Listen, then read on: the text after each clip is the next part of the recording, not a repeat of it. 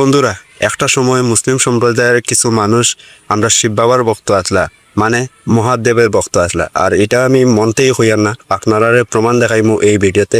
তো ভিডিওটা দেখি লও। इस फीमेल सिंगर को सुनिए जिसने महादेव का गाना रिलीज किया है ईरान से। मुस्लिम समाज के लोग भी इसमें दिखाई दे रहे हैं महादेव को पूजते हुए। अब आप देखेंगे कि इस सिंगर ने कुछ पुरानी तस्वीरें शेयर की है ईरान के लोगों की, जो उनके पूर्वजों की है, जिसमें आप देख सकते हैं कि कुछ ईरानी लोग शिवलिंग के सामने हाथ जोड़कर बैठे हुए हैं, पूजा कर रहे हैं। गाने में एक सिक्का यानी कॉइन भी दिख रहा है जिसमें पर्सिया लिखा हुआ है और भगवान शिव के चित्र बने हुए हैं। और ईरान अफगानिस्तान बॉर्डर पर जो भगवान शिव की मूर्ति मिली थी वह भी दिखाई गई है। जो ईरान पहले पारसिया हुआ करता था, वहाँ का भी कल्चर भारत जैसा ही था पहले। वहाँ के लोग भी पहले शिव को माना करते थे। आप इस गाने को सुनेंगे तो मंत्रमुग्ध हो जाएंगे।